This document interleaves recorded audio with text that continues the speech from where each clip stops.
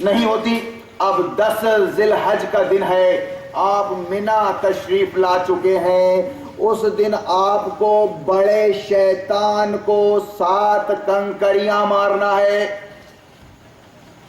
بس یہ واجبات میں شامل ہے. 3 شیطان ہیں مینا میں. وہ جو پول گڑے ہیں وہ ایک علامت کے طور پہ, وہ شیطان نہیں ہے, وہ کھمبے.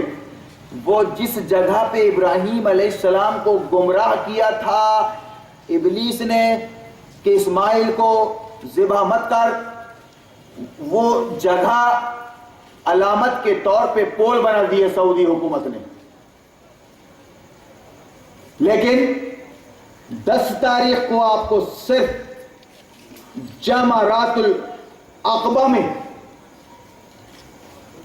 رمی کرنا ہے, یعنی 7 کنکر مارنا ہے. اس کے بعد آپ کو قربانی پیش کرنی ہے, وہ حج کی قربانی ہے, وہ قربانی دینی ہے.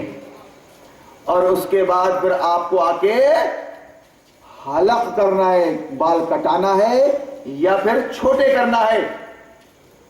یہ 3 کام آپ نے کر لیے. آپ نے بڑے شیطان کو کنکری مار دی, آپ کی قربانی ہو گئی. تو قربانی کا وقت دیتی ہے سعودی حکومت, وقت دیتی ہے کہ آپ کی قربانی 11 یا 12 بجے تک ہو جائے گی. اس کے بعد آپ حلق کر لیں. یہ ترتیب سنت کے مطابق کہ پہلے رمی کنکری مارنا, اس کے بعد قربانی, اس کے بعد حلق. یہ 3 کام آپ نے کر لیا. آپ تحلل اول میں آ گئے.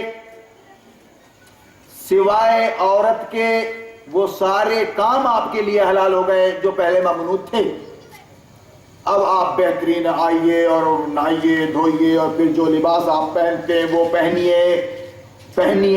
اس کے بعد پھر آپ آرام سے کھا پی کر, بالکل آسان کر رہا ہوں میں, دندرائیے مت, آرام سے جائیے خانہ کعبہ کا طواف کیجئے, سعی کیجئے, اور پھر رات کو منا پہنچ جائیے. منا میں اب 3 راتیں گزارنا آپ پر واجب ہے. اگر کوئی رات آپ نہیں گزارو گے تو آپ کو دم لگے گا, یعنی قربانی کا جرمانہ پیش کرنا پڑے گا آپ کو. دم کا مطلب اللہ کی جناب میں 3 رات ہم آئے بلڈنگ, اور جب جانے لگے خانہ کعبہ تو ایک بزرگ سیڑھیوں پہ بیٹھے تھے. میں نے کہا حضرت کیسے؟ تو اب بولے کیا ہے, اب وہاں بھی سونا ہی ہے منا میں, یہیں سو جاتے ہیں بلڈنگ میں, یہاں تھوڑی سہولت ہے. معلومات نہ رہنے کی وجہ سے یا گائیڈنس صحیح نہ ملنے کی وجہ سے یہ ایسی چوک ہو جاتی ہے. اب اگر آپ نے ایسی چوک کی اور جرمانہ قربانی کا ادا نہیں کیا, آپ کا حج نہیں ہوگا صاحب. یہ معمولی بات تھوڑی نہ ہے, یہ اللہ کا دین ہے اور نبی کے طریقے پہ آپ کو اس کو پورا کرنا ہے, تو معلومات تو ضروری ہے. تو پھر میں نے ان سے کہا نہیں جناب, اپن یہاں نہیں سو سکتے, آپ کو منا میں 3 راتیں گزارنی ہے. 10 11 12 10 11 12 ایک تو گزر چکی آپ کی. اب 12 تاریخ کو, ان 2 دنوں میں 11 اور 12 تاریخ کو آپ کو تینوں شیطانوں کو 7 کنکری مارنا ہے. کب؟ زوال آفتاب کے بعد سے, یعنی ظہر کے بعد سے, اور 10 تاریخ کو آپ طلوع آفتاب کے بعد سے.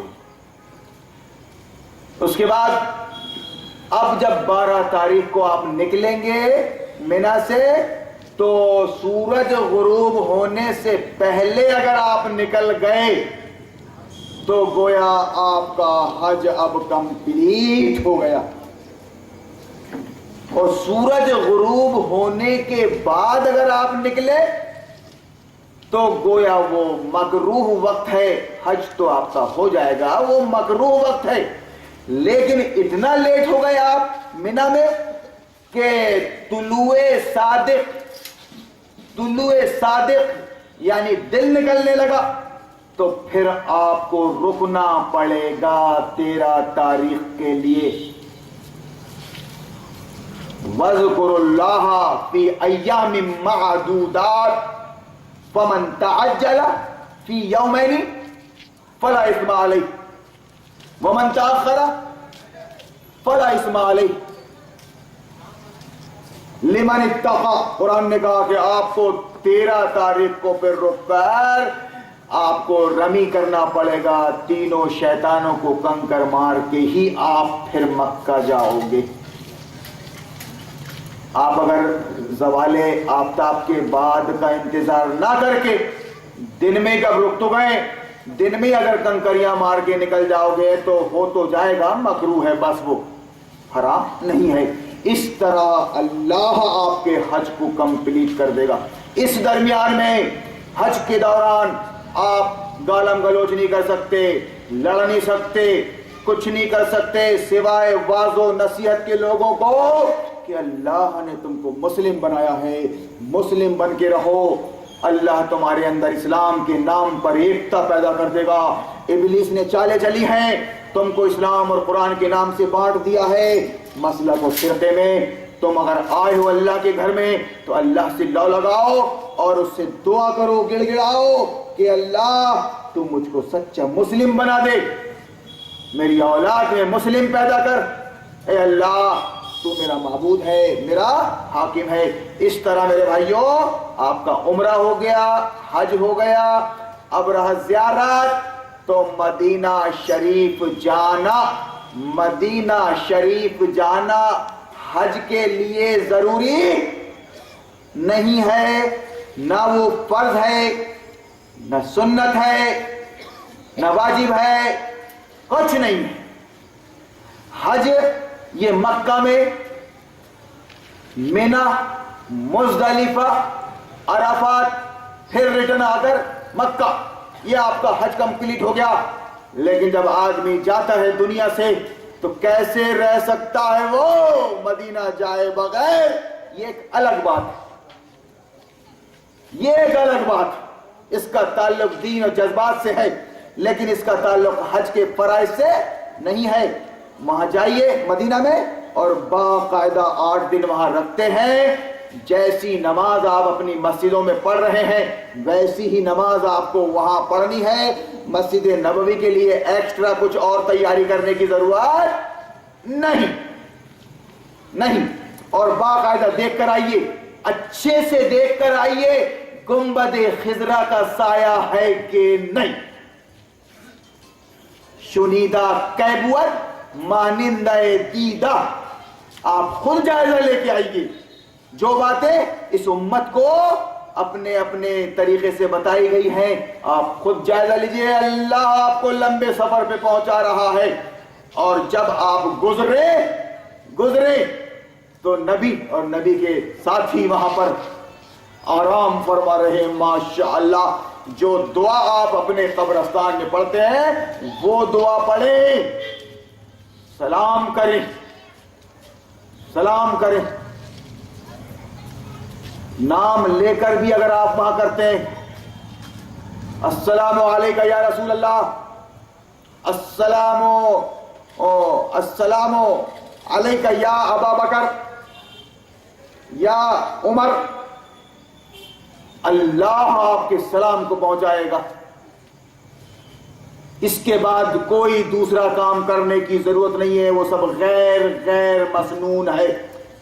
میرے بھائیوں لمبا سفر ہے، سمجھ کی ضرورت ہے، اور یہ مسئلے مسائل جو بتا رہے ہیں تربیت دینے والے مشکل بنا رہے ہیں، میں نے بالکل فری چھوڑ دیا ہے آپ کو۔ آپ اطمینان سے اپنی ان ذمہ داریوں سے، ان فرائض سے ادا ہو، لیکن اپنی بات کو ختم کرتے ہوئے میں یہ کہہ رہا ہوں کہ اللہ نے قبول کیا تھا حج ابراہیم، ہاجرہ اور اسماعیل کا۔ آپ کو اپنا حج مبرور بنانے کے لیے، اپنا حج قبول کرنے کے لیے نبی کی ابراہیم کی ملت میں رہنا پڑے گا، ابراہیم کی سنت کے مطابق چلنا پڑے گا۔ نبی کی ابراہیم کی سنت میں نمرود کا انکار، ہر کافر مشرک کا انکار، اللہ معبود، اللہ مسجود، اللہ مطاع، اس حیثیت سے کرنا پڑے گا۔ میرے بھائیوں اور میری بہنوں، میں اپنی بات کو ختم کرتے ہوئے اللہ سے دعا کرتا ہوں، آپ بھی میرے لیے دعا کریں کہ اللہ تعالیٰ تو نے ہم کو مسلمانوں کے گھر پیدا کیا ہے، اللہ سچا مسلمان بنا دے، سچا مسلمان بنا دے، فخر کے ساتھ کہو، گرو کے ساتھ کہو کہ دین ہمارا اسلام ہے، ہم اس کے ماننے والے مسلم ہیں، اور مسلموں کے گروہ کو قرآن نے امت مسلمہ کہا ہے۔ ہم کسی اور نام کو، نئے نام کو بیچ میں آنے نہیں دیں گے۔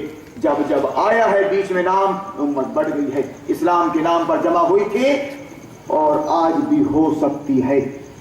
بارک اللہ لنا ولکم فی القرآن العظیم ونفعنا وإیاکم بالآیات والذکر الحکیم انہ تعالی جواد کریم مالک والرؤوف الرحیم ورب حلیم۔